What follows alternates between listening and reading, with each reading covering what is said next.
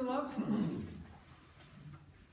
My beloved is mine, and I am his, who feeds among the lilies, who comes to me out of the wilderness, trailing the scent of myrrh and frankincense, and all the powders of the merchants. Didn't you ever wonder about that? I did. I always wondered how that got in the Bible, how it got past the Lutherans, and all those other people who decided what came down. So when I got older, I went looking for her. I went looking for a woman who could inspire a song so beautiful that no one could bring themselves to leave it out. And I found her outside the scripture, in the folklore of some folks in the Horn of Africa. Her name was Makta, and she ruled a kingdom called Axum and Sheba. And they say she gave up everything for love. In order to understand what that means, you need to understand what it took to become the queen of Axum and Sheba. You see, there was no king.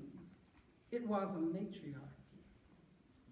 And the throne passed from aunt to niece. When Makta was 6, she was chosen, and she made that first sacrifice, the knowledge that she would never marry.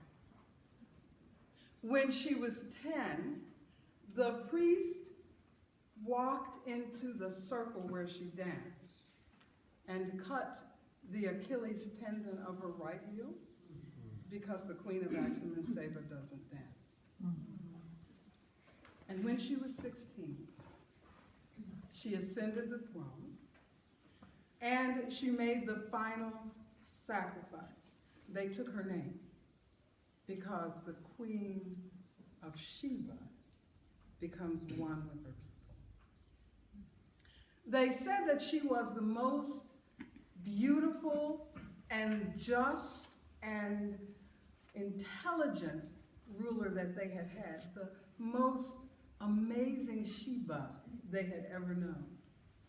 And in the 10th year of her reign, she heard of a king who was building an empire based on wisdom and conquest. And she understood that she would have to go find him before he turned his attention to her.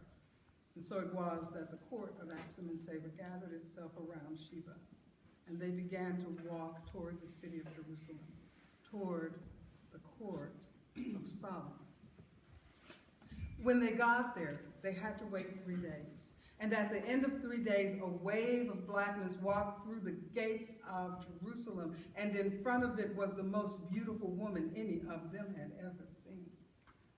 They called her the Panther Queen, with skin like wet silk rained upon, eyes like diamonds, hair that fell in dark locks around her shoulders.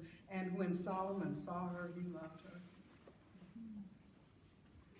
How do you woo a woman like that? How do you win her heart when it is no longer hers to give? They said that Solomon sent his advisors among her people. They listened, they waited, and he got his answer. He waited until sunset, and he walked into her tent and put his hand on her shoulder and called her by her name. And in that moment, Makta belonged to Solomon, because he had touched her in an inside place. He had called her by her name. She stayed with him for a year, and then she remembered who she was.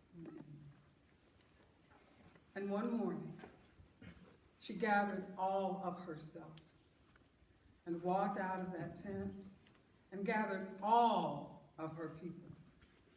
And the court of Axum and Sheba began the long journey home. Not long into the journey, they found out that Sheba was pregnant.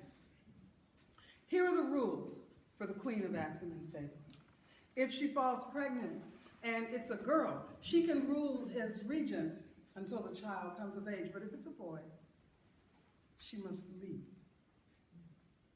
When they got home, Sheba gave birth to a son. And that's when it happened. She made a strange pronouncement. She said that the matriarchy of Axum and Seba would end with her, and that her son Ninelech would rule on her death. They tell me that it was this betrayal of her history that caused Magda's reign to be erased and her name to become just a whisper. But we know what happened to Solomon. He ruled long and well. His name was shouted down time, and he left us a song to remember her by. I am black and comely, O ye daughters of Jerusalem, as the tents of Kedar, as the curtains of Solomon. I am a rose of Sharon and a lily of the